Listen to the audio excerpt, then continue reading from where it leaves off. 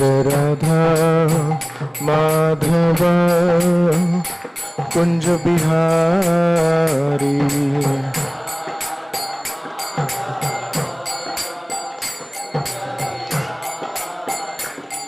जय राधा माधव कुंज बिहारी।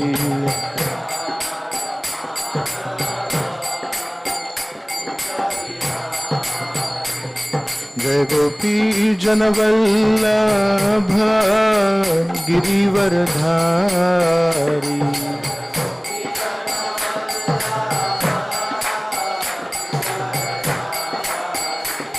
जय गोपी जनवल्लभ गिरिवरधारी।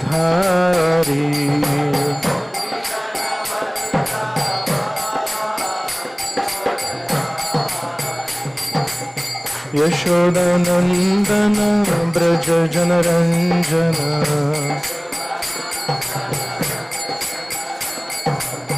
यशोदानंदन ब्रज जनरंजन।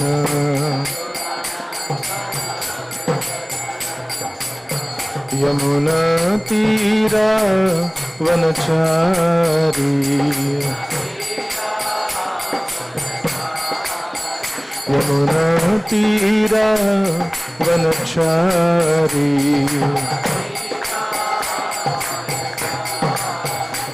जय राधा माधव कुंज बिहारी।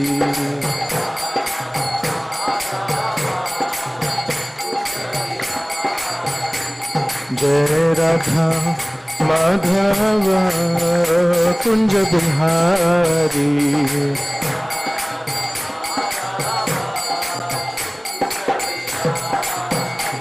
जय राधा माधव कुंज बिहारी।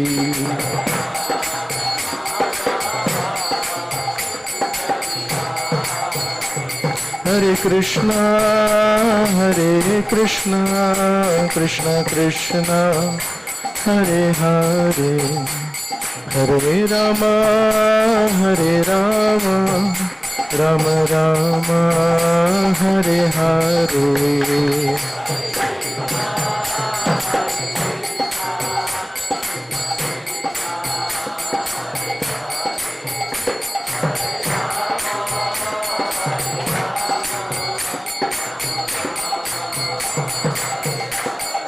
हरे कृष्णा कृष्ण कृष्ण हरे हरे, हरे राम राम राम हरे हरे।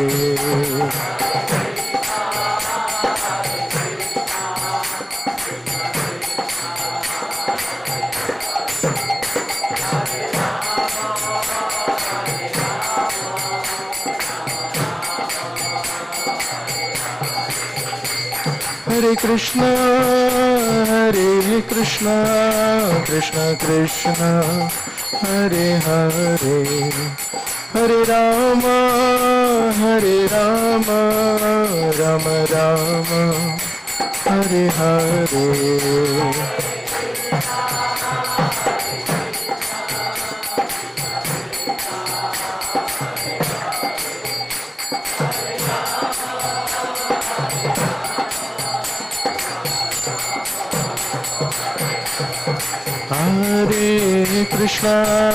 हरे कृष्ण कृष्ण कृष्ण हरे हरे, हरे राम राम राम हरे हरे।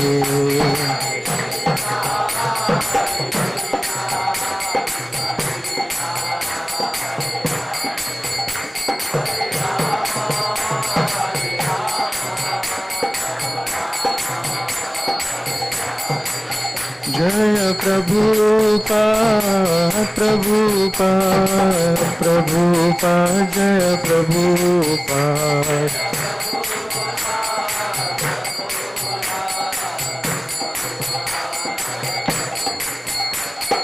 गौर हरि बोल Hari Bol, Hari Bol, Gaur Hari Bol.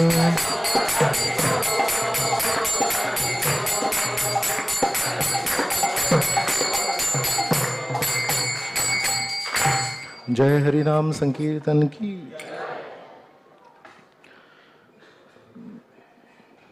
ओम अज्ञानतिमिरान्धस्य ज्ञानाञ्जनशलाकया चक्षुरुन्मिलितं येन तस्मै श्रीगुरवे नमः। श्रीचैतन्यमनोभीष्टं स्थापितं येन भूतले स्वयं रूपः कदा मह्यं ददाति स्वपदान्तिकं। वन्देऽहं श्रीगुरो श्रीयुतपदकमलं श्रीगुरून् वैष्णवांश्च श्रीरूपं साग्रजातां सहगण रघुनाथान्वितं तं सजीवं साद्वैतं सावधूतं परिजनसहितं कृष्णचैतन्यदेवं श्रीराधा कृष्णपादान् सहगण ललिता श्रीविशाखान्वितांश्च। हे कृष्णा करुणा सिंधो दीनबंधो जगत्पते गोपेश गोपिका कांत राधा कांत नमोस्तुते।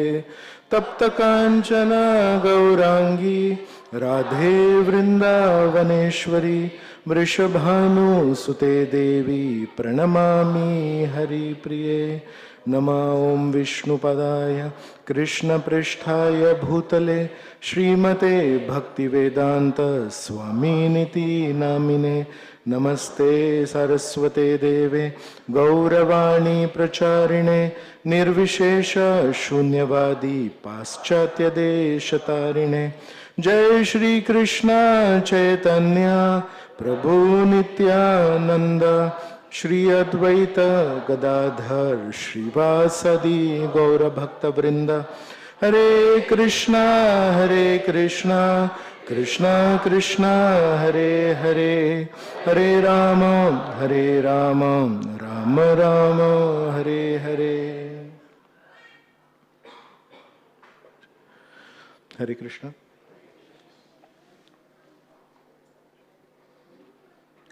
We are very grateful to all the devotees who have come for this Sunday afternoon class here.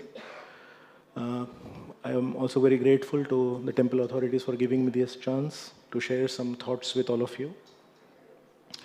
One time it is said, death asked life, why is it that everyone hates me but everyone loves you?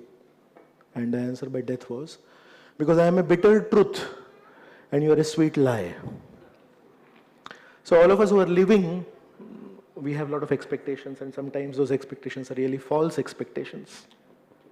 But nevertheless, something that is around us, something that we are used to, we tend to cling on to it. And that's why we have a lot of hopes from life. As soon as somebody talks about the subject matter of death, I remember one time me and my friend, long back, we were discussing this just philosophically. And my friend's mother overheard this conversation and she immediately said, please do not discuss about such inauspicious topics. Now, one interesting thing about death is, in English there is a saying, as sure as death. So, I don't know if I will get to see old age or not. I don't know if I'll fall sick due to some disease in this year or not. But one thing is sure in all of us, all of our lives, one thing as sure as death. So if something is as sure as death, this is one thing that cannot be avoided by any one of us. Would it be helpful for us to discuss something about it? Or should we call it inauspicious and avoid discussing something that is inevitable? And meanwhile, we keep discussing so many things that may or may not happen. Is it not? So somewhere culturally, there is a stigma about talking about death. But in one sense, all of us have accepted death.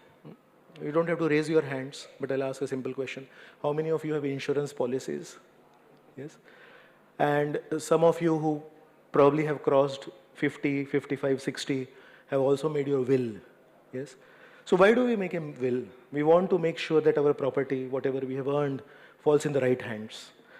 Insurance is so that in our demise, which is for sure, our dear and near close ones, they don't fall in a troublesome situation, is it not?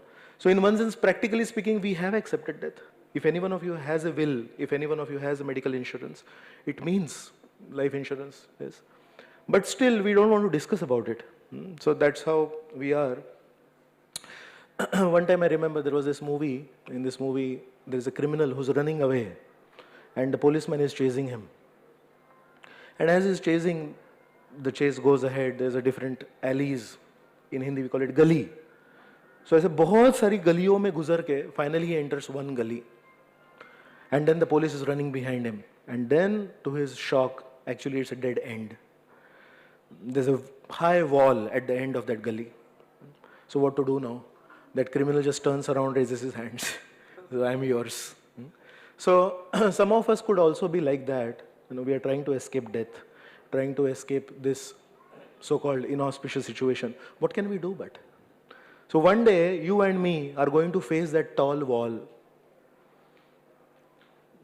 And all we can do is, at that time, turn around and say, hands up, I can't do much, I'm yours. But what if, instead of being helpless about it, we actually deal with it? Does the Vedic culture, do our scriptures teach us anything about this? How to deal with this most inevitable part of our lives? Not a very lively topic, but still, we'll discuss something about it. One of our friends works in the Tata hospital, where many of the patients who come in are terminally ill patients. Some of them have 4 months, some of them have 6 months. So when he was telling me, he was saying how so many patients who come there and get admitted, he's one of the doctors there. So this doctor goes and tries to talk to them. How's it feeling? Is the medicine working a little bit? Is the pain reducing a little bit? And he was saying that most of these patients, they have busied themselves in their cell phones. And this is not about the youngsters. Usually whenever we talk about engagement, absorption in cell phones, many times the finger is pointed to the youngsters. Now in Tata hospital, when somebody gets admitted for terminally ill diseases, it's all those post 60, 55, that age group. And all of them, when the doctor goes and visits them, almost all of them are super busy in their cell phones. You know why? It's not that they have suddenly developed some kind of an attraction for cell phones. It is that they feel, I want to escape this whole thing. Because when the doctor comes, he reminds me of something that's going to happen and I'm not really ready for it. All my life I thought I will escape death. All my life I thought I'll jump over that high wall that's going to come in my life. And now that the doctor is coming, he keeps talking about the disease, he keeps talking about the chemotherapy, he talks about radiation therapy, and he keeps talking about the disease. I don't want to talk about it. You do whatever you want to, you put all those medicines inside me, but let's not discuss. He was saying not only with the doctors, but even when their relatives come, somebody's sister will come, somebody's brother will come, and there's not much willingness to talk about it. So, God forbid, if any one of us lands in that kind of a situation, I'm just imagining, if I am in that situation, last part of my life, and if I'm not prepared for it, it hits me. I'm unprepared. And then in those few moments, everything is painful. I'll have to make plans about how to settle down things, yes. And in that few days that are left with me, my near and dear ones, my loved ones, who cared for me my whole life, they come and meet me. But just because of the shock of that situation, I'm not prepared. I refuse or I hesitate to talk even with my near and dear ones. Can you imagine how lonely it must be? In that situation on the hospital bed, just because I'm not prepared for it, just because I never ever accepted the truth, even though it was bitter, I never accepted. So my near and dear ones want to give me solace. They want to come and comfort me. I'm not ready for it. I'm not willing to talk to them. The doctors come and ask me, is the treatment working? And if I say, honestly, it's not working, probably they change the treatment and there are hopes that I may get treated. But I don't want to talk to them. I refuse to talk to them. In fact, I'm preparing an early death. So something that's inevitable, I am hastening it. Emotionally, I am weak. I'm not talking to any of my loved ones. The doctor wants to tweak the treatment so that it works. I'm not willing to talk to him. Is this good for me? It's not good for me. So some of us have kind of made some kind of a cocoon for ourselves. And in that cocoon we feel, we imagine there is safety. But it may not be safe. So sometimes we'll have to come out of that cocoon. Why are people afraid of death? So Srila Prabhupada would give a very simple example. He would say, some 40 years back, 50 years back, when marriages would happen, typically the girl and the boy, they would not know each other. The parents would do all the talking, the date is settled, they stand on the other side of the curtain, there is a curtain in between, they don't know what's waiting for them. Yes? And then when the mantras are chanted and at one point of time the curtain falls, that is the first time the boy sees the girl and the girl sees the boy. Yes, and then there is that exchanging of garlands. Yes. Now after all that, that's understandable. But after that, at the end of the day, the girl goes over. She shifts her residence to the boy's side. And then it actually hits her. I'm going to leave all this. My mother, my father, my sister, my brother, my friends, my residence, everything is going to change completely overnight. From tomorrow morning, new home. From tomorrow morning, new friends and all. That is when it, actually sinks inside. This is real. So that is the time she starts crying. So typically if you see marriages, the girl is crying. I don't know where I'm going. I don't know this person. I'm supposed to live with him whole life. So there used to be a lot of crying in those days. I heard in today's times, if a girl does not cry, they actually give her some kind of, some glycerin or something, you're supposed to cry. Otherwise, what will people think? You don't love us or what? The parents, they think like that. But looking at it from another angle, why do girls not cry when they get married nowadays? You know why? One reason is they know the person whom they are getting married to very nicely. Yes? Even before engagement, post-engagement, there's a lot of give and take. They spend time together. They want to understand each other better. And also many times, nowadays it's not that the girl gets married to a far off distance. Many times it is within the city. And also post-geo, all those video calls and all are very possible and doable. So there's not much of physical difference now left, is it not? Every day the mother and the girl can talk. So there's not much crying now. So Prabhupada would use a simple example and would say, somebody who does not know what is death, somebody who does not know what lies in store post-death, there's a lot of crying there. I don't know. But if you know what is death, if you know what lies in store for you after death, then it's like, okay, just a few change of residence. Then you don't cry about it. So similarly, all of us, if we understand that death is just some kind of a change, it's not the end of the road. It's not that high wall. It's just a change of residence. I'm staying here with a family, and then probably there's another family waiting for me. If I'm really interested and if I have deep faith, deep conviction in the Supreme Lord, here is my mother, here is my father, here are some of my relatives here standing there waiting. So would you like to join our family? Would you like to simply dance and chant and have prasad and have nice fun, go out and take care of cows, and again sit and dance and chant and sleep and have lots of prasad? Would you mind coming to our family? So if you think the answer is yes, I'll ask you one question. From this world that we are living in, amidst all the pains and the pleasures and the ups and the downs, and there is this family post this border that is here, this family is waiting for us. What is that door that would transit us from this family, this world, to this family, this world? Can you name the door? Yeah, sometimes it is called death. Yes, here we are caught in this world, and here is Krishna waiting for us, and the door in between these two worlds is what you and me call death. But if we don't know this, if we don't know, post the door there is this world waiting for us, then there is crying, then there is fear, then there is trepidation.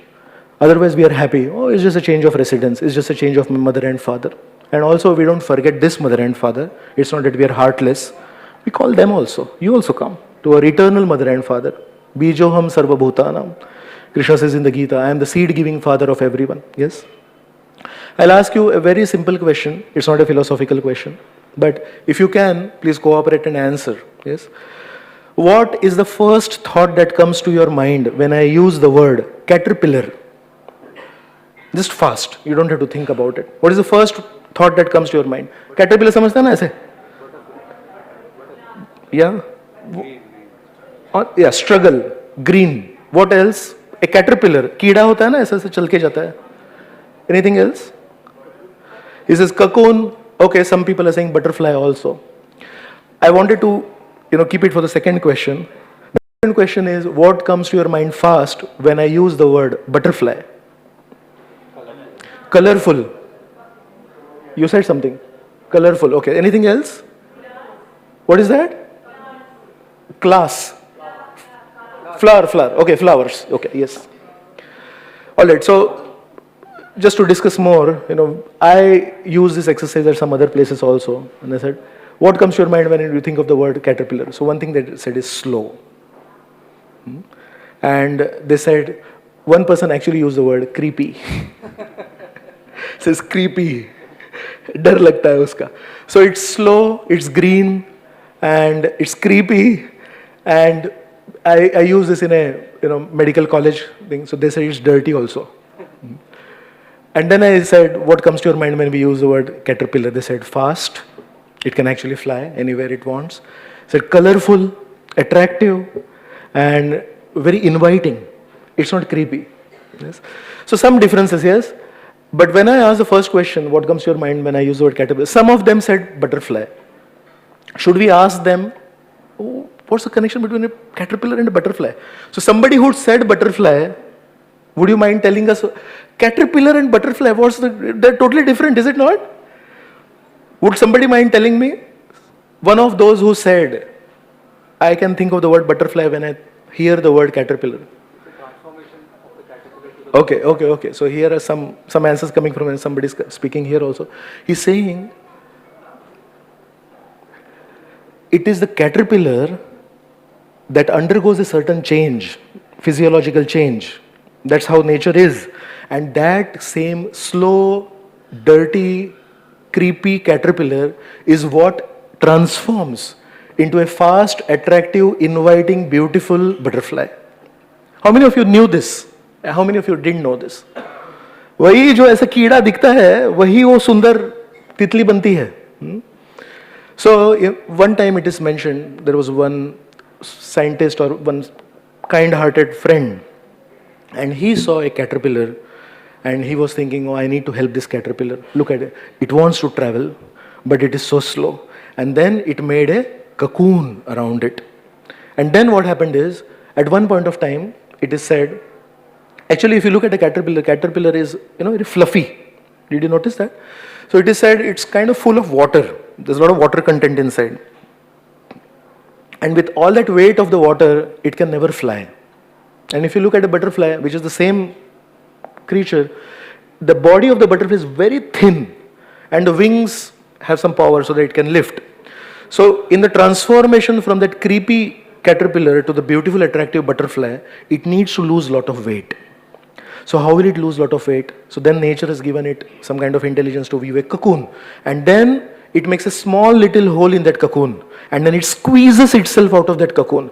And in the process of squeezing itself out of that cocoon hole, it loses a lot of water, perspiration.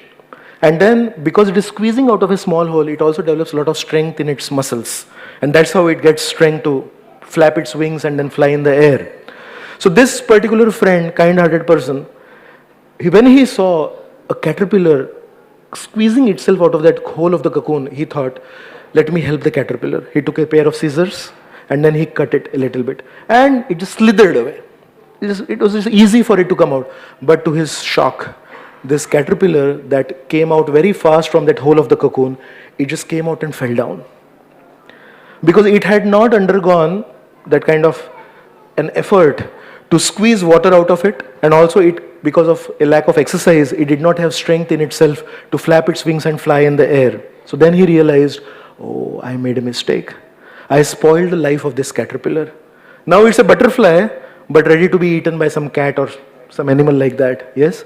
So similarly, this is an example that is used in many seminars for understanding a concept called as change management.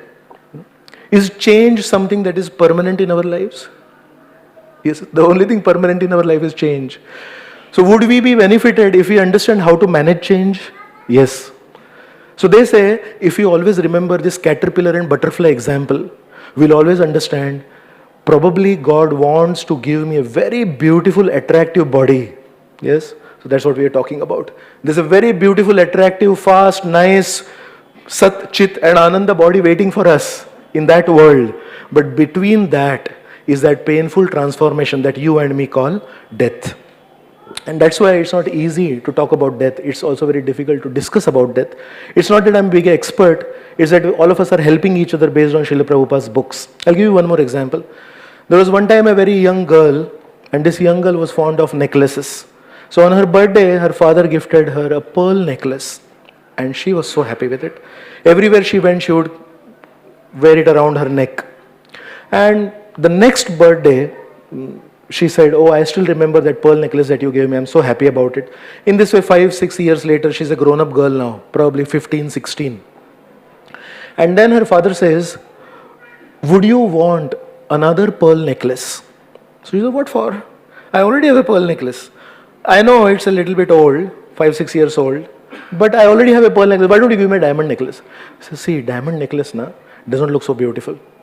Pearl necklace has its own beauty. Would you like a real pearl necklace? So now she hears one more word. She hears the word real. What was that? So now you are a kid.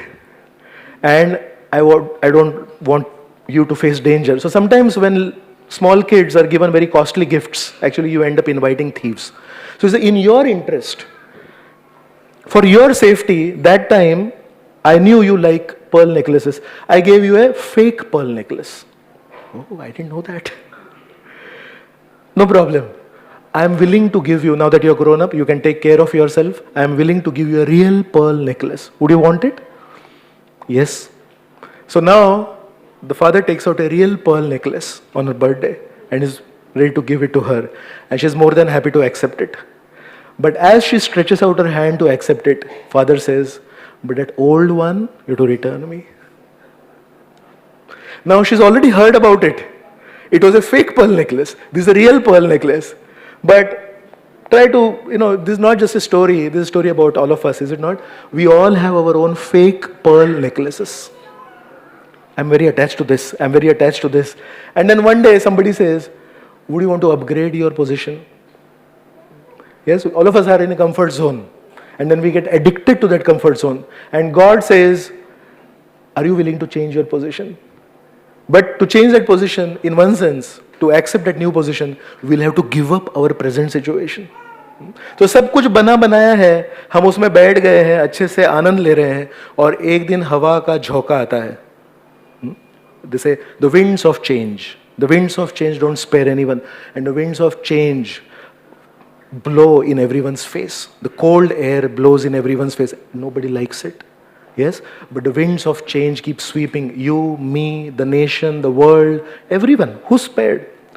So the point is, if we remember this story, this fake pearl necklace and the real pearl necklace, we can understand Krishna is waiting for us with the real pearl necklace. But in order for us to receive that real pearl necklace from him, we will have to willingly, never by force. Krishna never believes in force. He won't snatch it from us.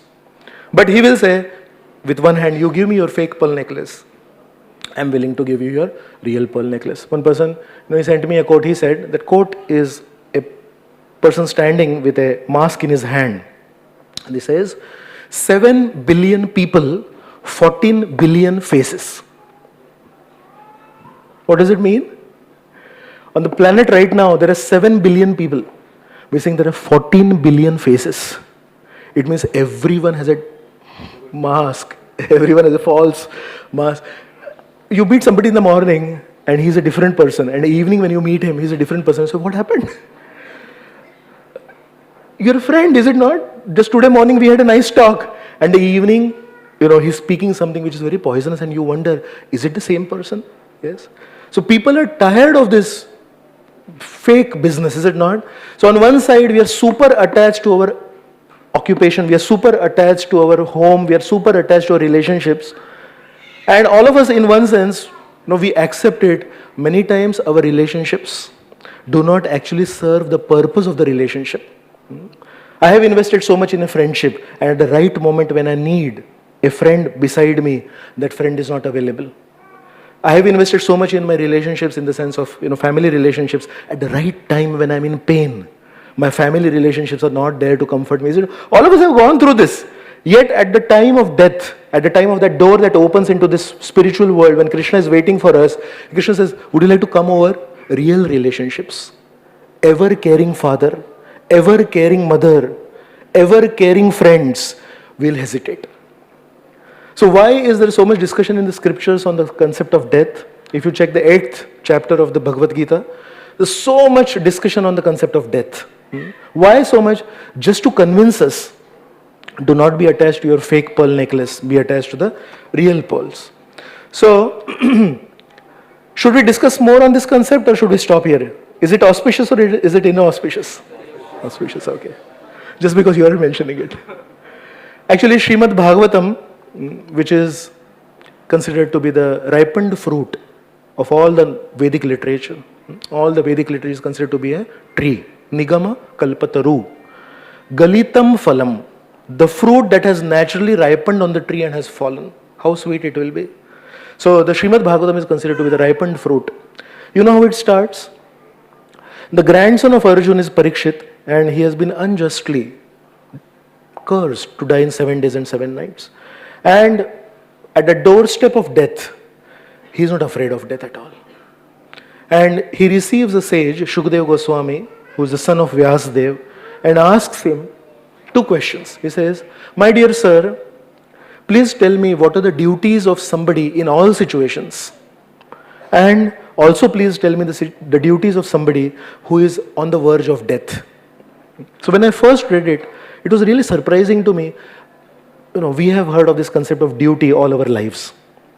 When I was a young boy, my mother and father would tell me, this is not your duty. ऐसा नहीं करते, ऐसा करना चाहिए. ऐसा है ना, बोलते हैं ना हमेशा. फिर बड़े हो जाते हैं.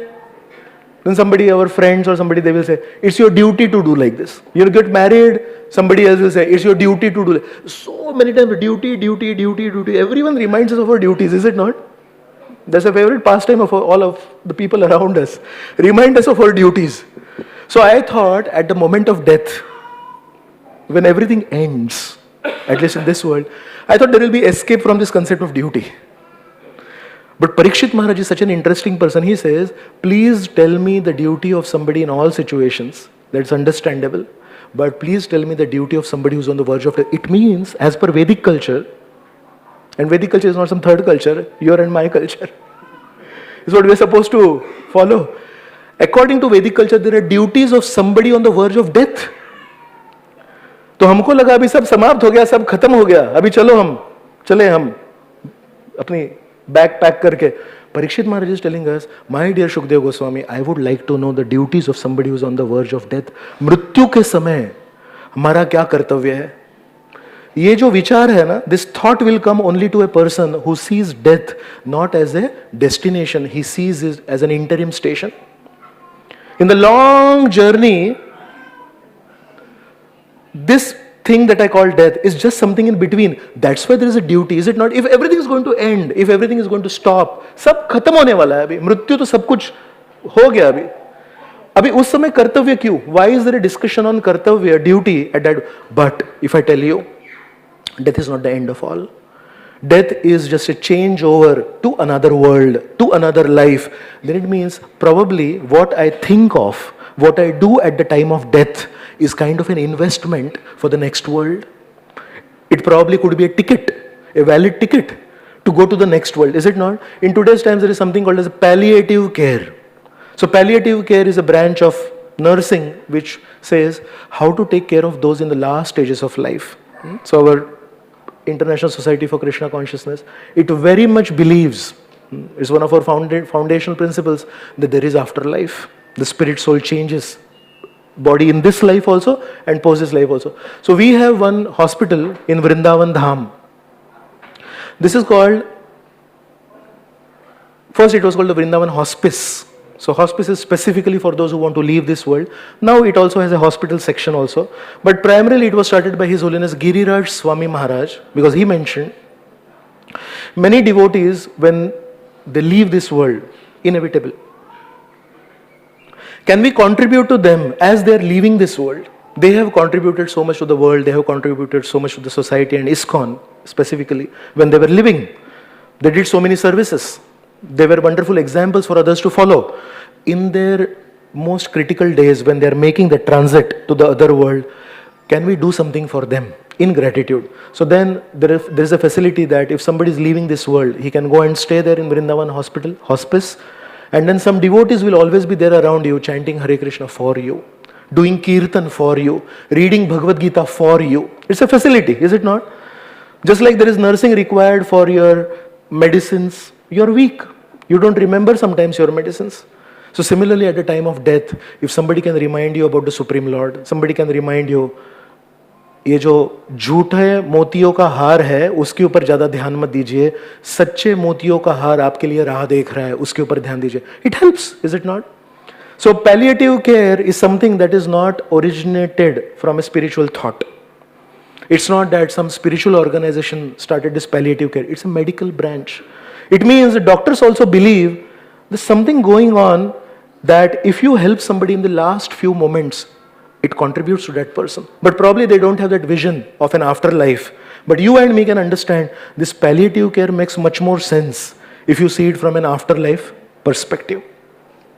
In the Srimad Bhagavatam, the 9th chapter, 1st canto, one of the most famous incidents is how Bhishma has been shot by so many arrows by Arjuna, is lying on a bed of arrows practically. And at that point of time, if somebody who does not believe in this concept of duty at the time of death, he would be shocked when he hears what I'm going to speak now.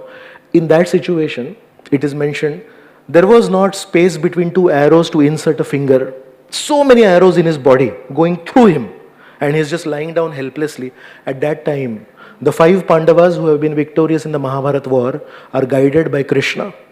They are brought to Bhishma, and then he requests Bhishma, my dear Bhishma, now that your desire is complete, now that Yudhishthir Maharaj, Dharmaraj is sitting on as the emperor of the whole world, kindly guide him about the duties of a king.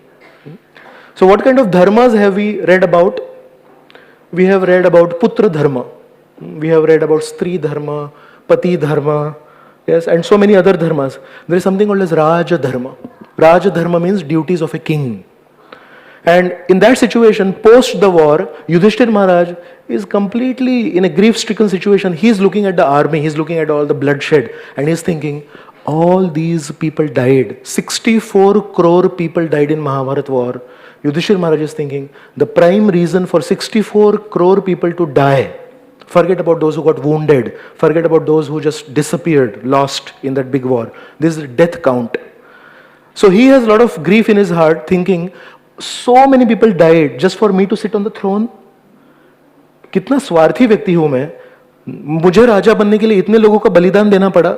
So he is not able to overcome that situation. Now, if it was Arjun, then Krishna spoke to him. Something similar Arjun was also experiencing before Mahabharata war. He was thinking, I don't want all this bloodshed. I'll do bhiksha. So Krishna had an easy task because Arjun has a lot of faith in Krishna. It's not that Yudhishthira does not have faith in Krishna, but Yudhishthira is elder to Krishna by age.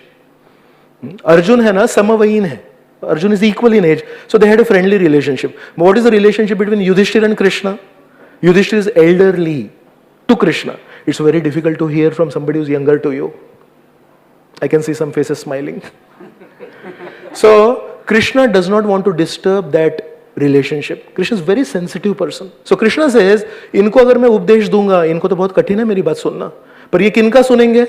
ये दादाजी का सुनेंगे, भीष्म पितामह का सुनेंगे. So he takes all those brothers and says, my dear Bhishma, please instruct Yudhishthir in Raja Dharma, in the duties of a king. And it said, for a long, long time, the biggest parva in Mahabharata, there are different sections of Mahabharata, and the biggest parva is Bhishma Parva.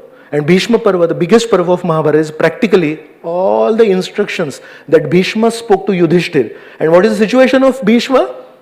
Is lying on the verge of death. So मृत्यु के समय भी ऐसा नहीं है कि हमारे सब कर्तव्य समाप्त हो जाएंगे और अब हम कुछ काम के नहीं रहे. If we have led a purposeful life, believe me, the last few moments of your life also, you can contribute to somebody who's very valuable, who's very important in this world. And that's why Parikshit Maharaj also says, what are the duties of somebody at the moment of death? Please tell me. And then flows from the lotus mouth of Shukdev Goswami, the Srimad Bhagavatam. So the crux of that whole long discussion, 7 days and 7 nights, Bhagavad Saptaha, as it is called many times, is never forget Krishna. Always remember Krishna. Always make an effort to serve Krishna. Always make an effort to love Krishna. If possible, teach others to serve Krishna. If possible, teach others to love Krishna. So it's all about Krishna. पर ये कब बोल रहे हैं मालूम है? बोल रहे हैं मृत्यु के समय ज़्यादा महत्वपूर्ण है. When we are living, when we have so many other duties, it's very, very difficult to balance our duties towards God with our duties towards the world. Is it not? It's a hard struggle. So many people telling me, प्रभु जी, जब जप करने बैठते हैं ना, उसी समय सही में भगवान की याद नहीं आती है. When I'm caught in a traffic jam, I want to reach somewhere fast. At that time, say, Krishna, please help me. Krishna, please help me.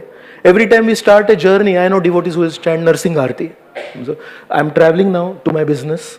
I'm traveling now to a marriage function. I'm traveling now to a social function. I'm traveling now to my exam. I'm traveling now to my interview. And all these are very important things, is it not? So I think Krishna and Narsingh Dev should help me. And in a crisis situation, so when life is going smooth, we remember Krishna. Please help me, just in case something goes wrong. And in the real crisis situation, should we remember Krishna? We're saying, Japa ke samay, we are sitting with devotees, we are sitting with a mala, we are chanting, Jai Shri Krishna Chaitanya, we prepare our consciousness for that, and we chant, Hare Krishna, Krishna Krishna, Hare Hare, Hare Ram, Ram Ram. And so many devotees told me, I remember Krishna when I'm driving, I remember Krishna when I'm writing my exam, because nothing seems to click. So I remember Krishna at all these times when there is no visible representation of Krishna around me, and when I'm sitting for chanting at that right time on that mat, that special mat for japa, I have my bead bag in my hand, I don't remember Krishna. How many of you had this experience? Do you find it interesting? I actually find it very interesting. How is it possible like this? इसका मतलब है भगवान का स्मरण करना ऐसा नहीं कि पूरी तरह हमारे हाथ में है. Yes. So Kal Yavan is one person who's trying to capture Krishna. He's a big Kshatriya. He's running behind Krishna. He's not able to capture Krishna. And the scriptures describe Krishna is just walking like a stroll. ऐसे ऐसे घूमते घूमते कैसे चलते हैं धीरे धीरे वैसे. And this Kal Yavan who wants to capture Krishna is like running wildly behind him. He's not able to capture Krishna.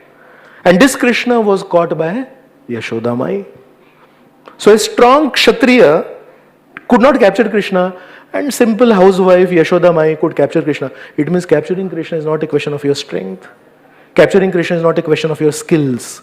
Capturing Krishna is a question of your prema, love for him. Yashoda Mai bound Krishna not by the rope. Yashoda Mai bound Krishna by the rope of her love, of her affection. Is it not?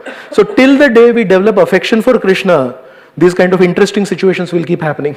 That when we sit for japa, we won't remember Krishna. In Kirtan, we won't remember Krishna. During Katha, we will remember so many other things.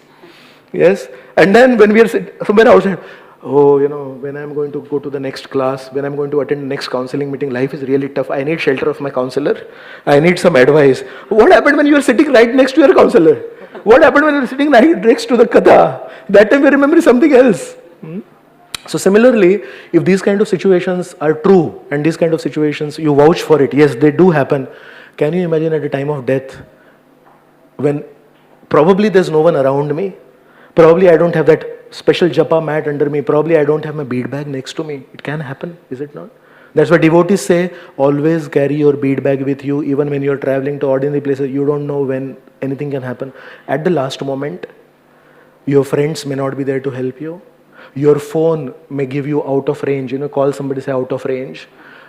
Sorry, खेद के साथ कहना चाहते हैं कि आप जिस number को कॉल कर रहे हैं वो switched off है. Yes. So we know all this. I am not giving you any new information. I am just trying to reinforce what you already know. That time there is one friend who's always waiting for us. There is a Supreme Lord in the heart, is it not? So we have to loudly chant, raise our hands and say, Hare Krishna, Krishna Krishna, Hare Hare. Hare Ram, Ram Ram, Hare Hare. That one phone call is always available. That prayer is always available. One person sent me a quote and said, if there is time in your life to complain, there is time to pray. Do we find time to complain? then we have time to pray, is it not? So, our culture is called Sanatan Dharma. Sanatan, the word Sanatan means eternal. So this is, Sanatan Dharma means this is eternal duties. It means life, death, childhood, old age, inside the temple, outside the temple, wherever you are. This is Sanatan. So Sanatan Dharma is for those who believe in Sanatan life. If you believe in a temporary life of only 60 years, Sanatan Dharma does not make any sense for you. इसलिए आजकल के जो नए लोग हैं, who don't accept the eternality of the soul, who don't accept certain realities of life, they feel, you know, all this jap, tap and all that does not make sense. ये कितना समय बर्बाद करते हैं? 2 घंटे जप करना रोज. It's a waste of time. You could have earned some more money, is it not? But those who believe in the eternal journey, they feel it's not a waste of time. It's an investment at the critical time. When there's no one around me, this friend is always there. He's saying, I'm always there with you. Is it not? So why not have some efforts on a daily basis to reach out to this eternal friend who never leaves us? One time, one small boy, he asked his grandfather, दादाजी, आप कैसे जीते थे? ना internet, ना 4G, ना WhatsApp, ना Facebook, ना ट्विटर, ना कुछ. दादाजी also looked at this child and said, बेटा जी, आप कैसे जीते हैं? ना लाज, ना लज्जा, ना शर्म, ना कोई संस्कार. Just a question of perspective, is it not? So it depends on your priorities. So he says, we have to decide our priorities. I'll ask you one more question. Is it okay to ask a few simple questions? Yeah. How do you define a line? L-I-N-E, line. कैसे define करेंगे उसको? Simple, something simple. We don't want a geometrical definition. Yeah. So very good. Thank you for your prompt answer. It's a series of dots. Yes. Now I'll ask you one more question. How do you define a circle? Some simple answer. Yes. It's also a series of dots, is it not? That's how you draw a circle. ऐसा ना dots है ना? Now difference between a line and a circle is, line is a series of dots where the end is different from the beginning. And the circle is a series of dots where the circle, the beginning and the end seem to meet. And then after some time you don't know which is the beginning point and which is the end point, is it not?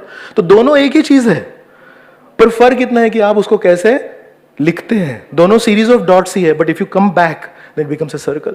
So some religions in this world, they believe in life as a line. It begins at a point of time, it ends at a point of time, and that's it. And the Vedic culture believes, जीवन तो वही है, series of situations, series of different events, like series of dots. But in such a way that the last dot coincides with the first dot. So the Vedic culture believes in circular concept of time. Satya Yug, Treta, Dwapar Yug, Kali Yug. Again Satya, Treta, Dwapar, Kali. Boyhood, childhood, boyhood, middle age, old age, death, again childhood, and so on. So one time I was talking to, I had a program in an old age home, and they told me, speak something that is good. I said, I always speak something good. I don't remember a class where I decided that I'm going to speak something bad. But what they are saying is, speak something that is good for us, from our perspective. Some sweet words. Anyways, so then that day I was talking to there were few, old females there, kind of abandoned by their family members. I told them, do you sometimes feel painful? Here you are at the age of 80, 85, living alone, nobody to take care, especially those whom you cared for. Do you feel like that? I said, yes. I told them, what if I told you, you're just 2 or 3 years away from a brand new, young, youthful body? And they did not understand it. So I told them, if you look behind, there's a long journey of probably 75 or 80 years. Yes? And then you remember all those people whom you cared for and all those people whom you benefited. And now, when you need it in return, there's nobody available. So it kind of creates pain. Yes? But if I tell you, in another maybe 2 or 3 years, you leave this body, you cross over, and you get a new, brand new body. There's a new body. New hands, new legs, new brain, new youthful face, energetic face. Now how does it appear? अच्छा नया शरीर मिलेगा, नए हाथ मिलेंगे, these knees creak, these knees pain when I walk. If I sit, I cannot stand. If I stand, I cannot sit. है ना? दुखता है ना सब. अगर हम आपको बोले आपको नया शरीर मिलने वाला भी 2-3 सालों में, कितने आशा लगती है कि नहीं? No, you have a car which is really painful. You know, every part of it except the horn makes noise, makes sound. Yeah? So darwaja band tang. So everything makes sound. You're paying. You say, I don't have money only. Yes, to purchase a new car, and somebody comes to you and says, you know what? Can I give you some good news? You have just now won an inheritance. Somewhere your grandfather has left behind a lot of money for you, and the first installment of that is going to come to you in the form of a brand new car. The horn will make a lot of sound, nothing else. So it's a good news, yes? So similarly, when we believe in death as something that will connect us to the next life, it's a circle, again and again, going round, then, all that pain, it stays. It's not that we neglect it, it's not that we forget it, but it gets overlapped. It gets overshadowed by the hope of a brand new life, new parents, new life, new friends. So that's how we are. Actually, when Kamsa was told by that Akashvani that the 8th child of Devaki will kill you, for some period in between, when the first child was born, Kamsa did not want to kill that child. He said, I have a problem with the 8th child, so I won't kill the children in between. But it is Narad Muni who goes to Kamsa and says, look at this flower. And he said, which of these petals of the flower is the first petal? He said, I can't understand. So similarly, Vishnu is very tricky. So he said at that time, he'll come as the 8th child. What if he comes as the first child? Because when I was coming, I saw a meeting of all the demigods. And the demigods were saying, oh, this Kamsa needs to be killed. So if those words are taken seriously by Vishnu, he might appear as the first child. Dekho, kitna hai? Kaun sa hai? Pehli kali kaun sa hai? Pehla, dusra kaun sa hai? So that's when Kamsa becomes agitated and says, yeah, this is true. The first and the last, we can't understand. The circle, you can't make out, which is the beginning and the end point. And then he ends up killing the 6 children of Devaki, which was as per destiny. So, Parikshit Maharaj, in the 19th chapter, which is the last chapter of the first canto, makes some beautiful statements that can help us see how to develop the proper mood when we are about to live. So Parikshit, just for those who probably are hearing this word for the first time, just for their benefit, Parikshit is such a devout king. He's a dutiful king. At one point of time, he threatened personified Kali. Kali is, all the problems and difficult situations that are there in the world today, they are caused by Kali. The tendency to cheat, the tendency to be hypocritical, the tendency to be false. All these are coming from Kali. Imagine personified Kali, सूत्रधार. ये पूरा कलयुग चल रहा है ना, जितने भी प्रॉब्लम चल रहे हैं उसके सूत्रधार है व्यक्ति वो. उनको उन्होंने धमकी दी. Say, you Kali, you cannot stay in my kingdom. Can you imagine a righteous king like that who can threaten Kali personified? We are all being threatened and we shiver at some glance of Kali's agents. We cannot handle so much impurity in the world outside. And here is Parikshit as a king, he's threatening Kali personified. Such a powerful king. And not only morally and ethically, he also has a lot of love for the Supreme Lord Krishna because he's the grandson of Arjun. Devotion flows in the family. Abhimanyu, Parikshit, Arjun, Pandavas. So such a king led a very honest life as a king, did all his duties as a king. And what did he get in return? One young Brahman boy, something like 7 years or something, inexperienced.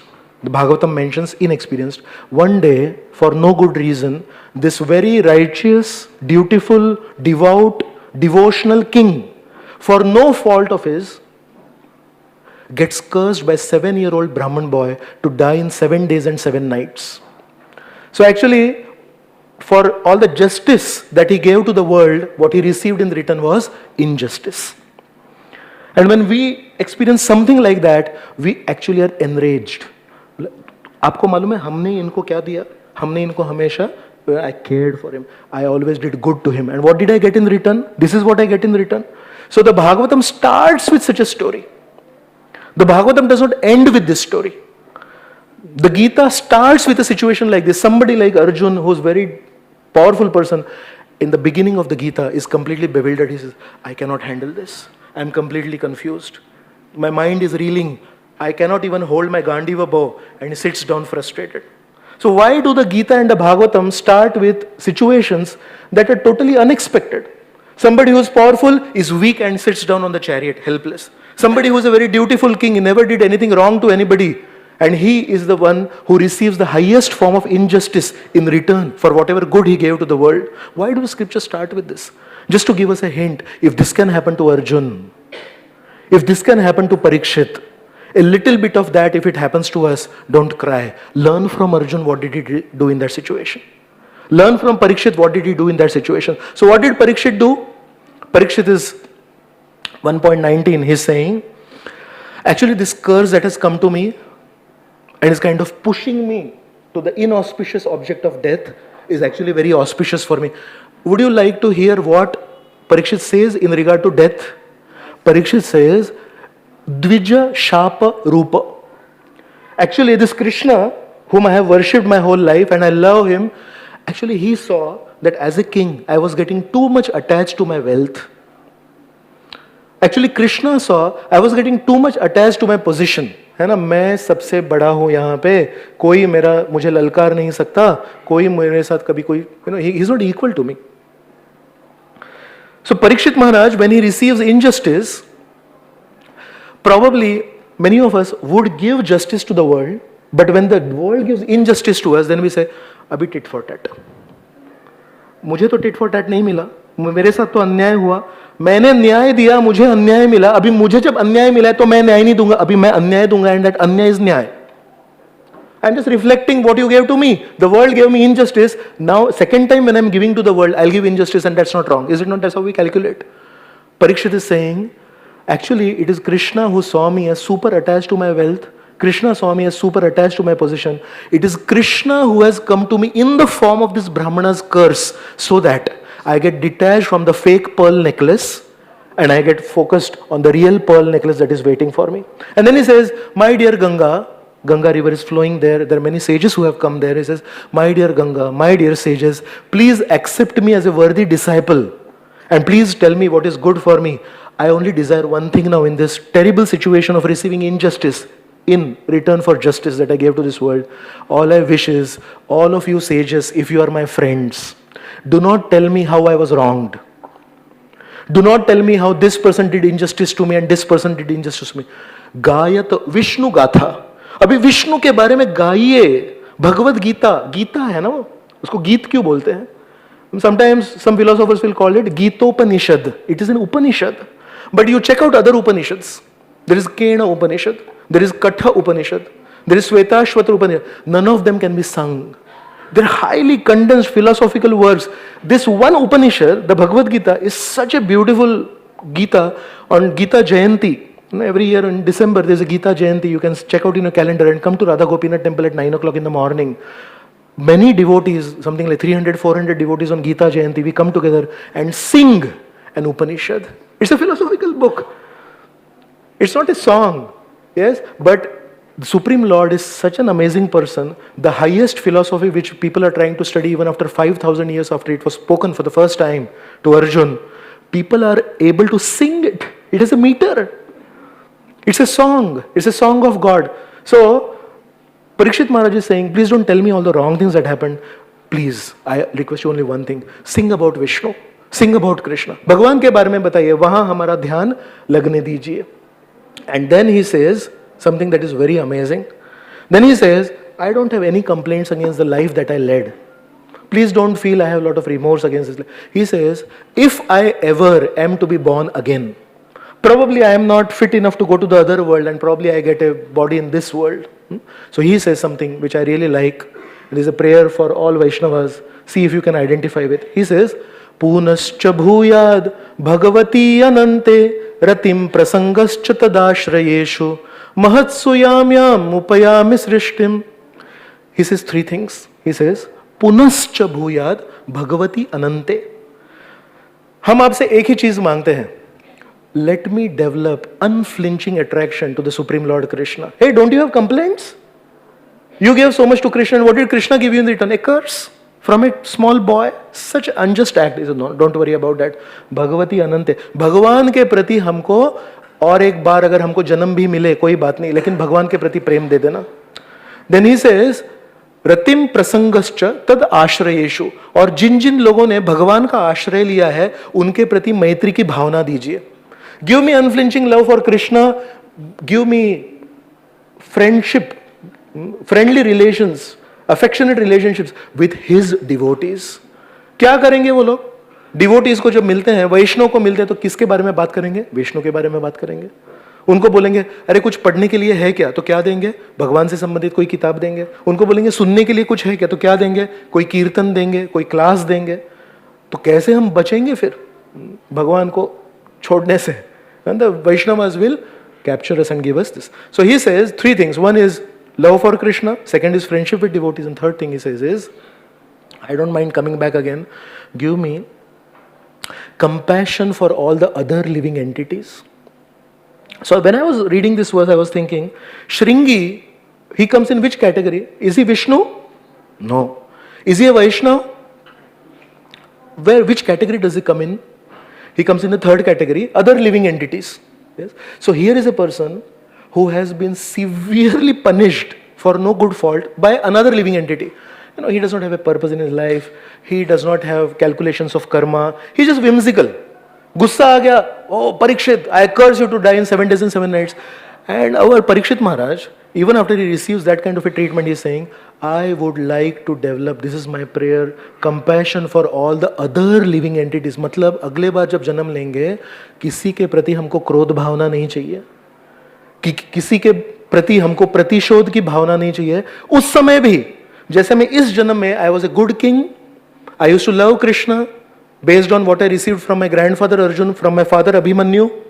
Yes, and how I was very friendly towards all the Vaishnavas, and how I ruled the earth as a just king out of compassion. He should not be threatened by Kali. He should not be threatened by Kali. He should not be threatened by Kali. In my kingdom, nobody will be threatened by Kali. This is a king's compassion on the subjects. A sadhu's compassion on his subjects is he enlightens them with spiritual knowledge, and a king's compassion on the subjects is to ensure an environment in which there is paritranaya sadhunam vinashaya cha dushkritam. जो बुरे लोग हैं उनको मारेंगे और जो अच्छे लोग हैं उनको अच्छी फैसिलिटी देंगे, अच्छा स्थान देंगे. This is culture.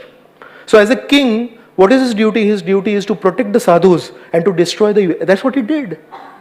So he is saying, next life also let me be compassionate to other living entities. In this way, if we look at death, then we understand how Bhishma, in his last moments also, is contributing to the world. There's no crying. Hai mrityu aa gayi. This is Parikshit Maharaj who's praying, don't mind coming back again. Love for Krishna, friendship with devotees, compassion to other living entities. I'll speak about 2 or 3 more stories.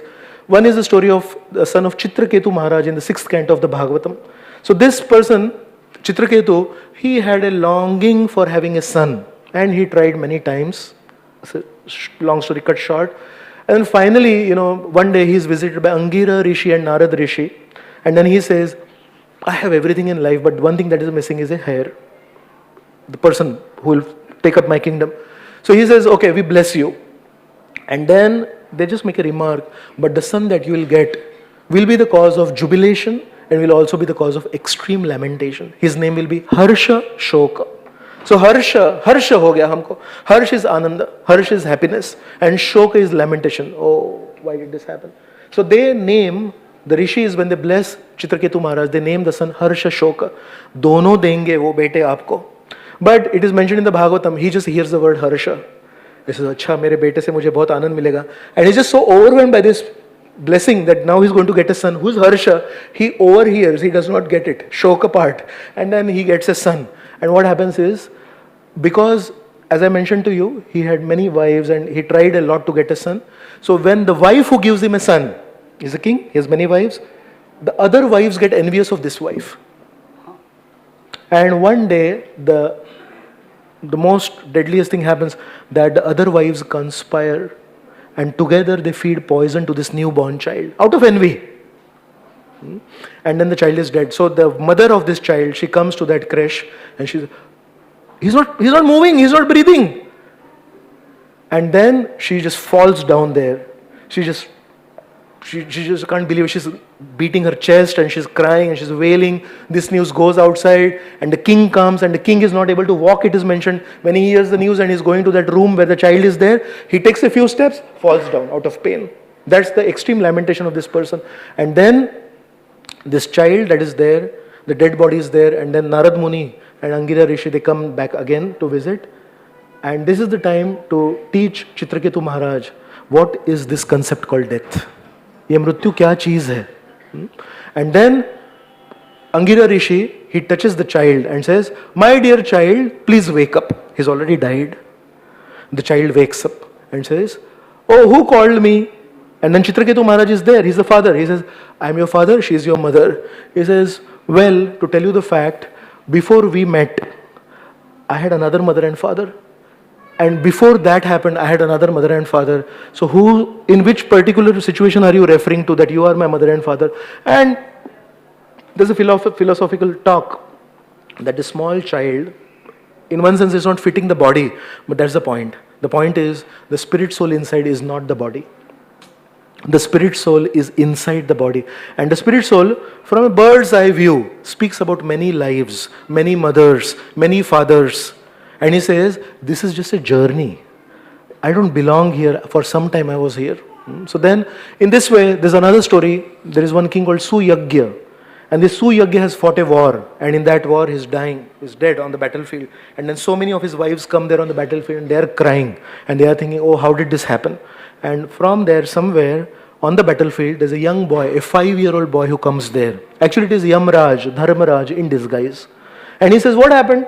He says, oh, our husband died. We loved our husband so much. And the Suyagya's body is there, not moving. And that small boy starts speaking philosophically how it was meant to happen. That's how we began today's class. Something that is bound to happen, as sure as death. Why would not you prepare for it? Why didn't you prepare yourself for it? Didn't you know it's going to happen? The story in Buddha's life, how one time one woman came complaining to Lord Buddha. And she said, I lost somebody in my life. Please help me, please help me. He says, I can help you, don't worry. Get me some rice. So that's what it takes, yes. One condition, get it from the home of somebody who has never lost anybody.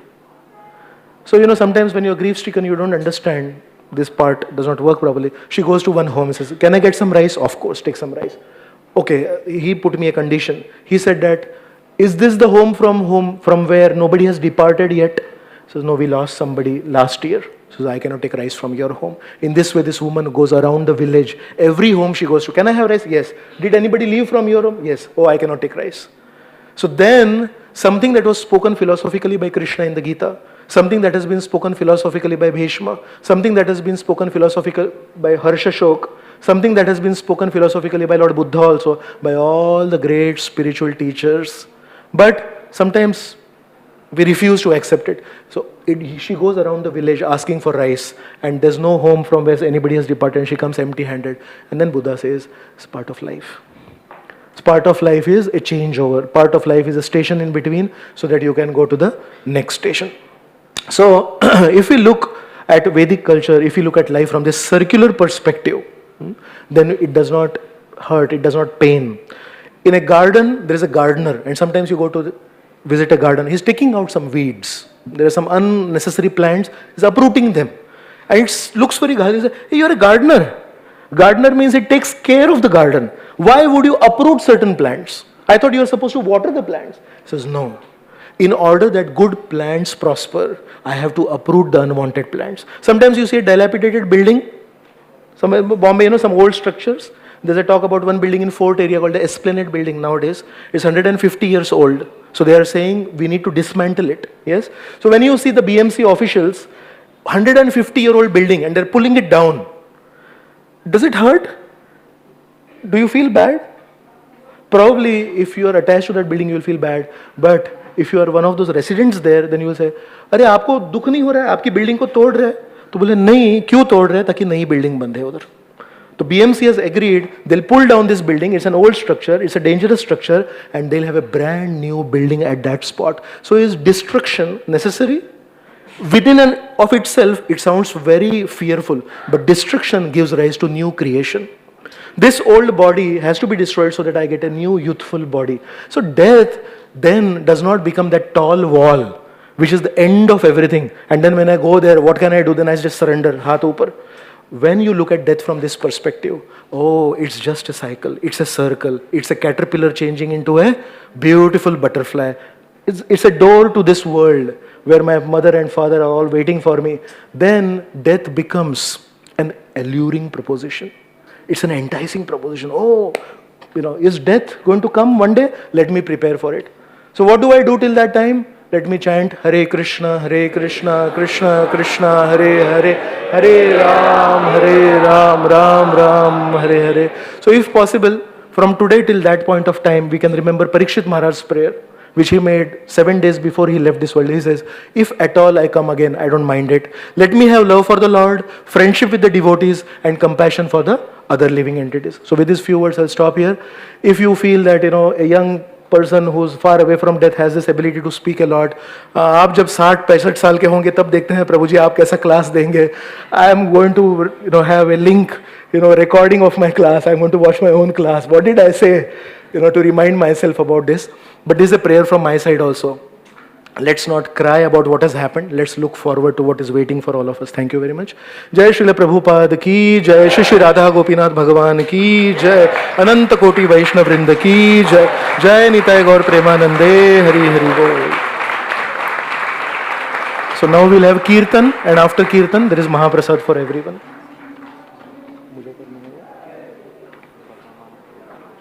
Okay, this is an announcement from the Back to God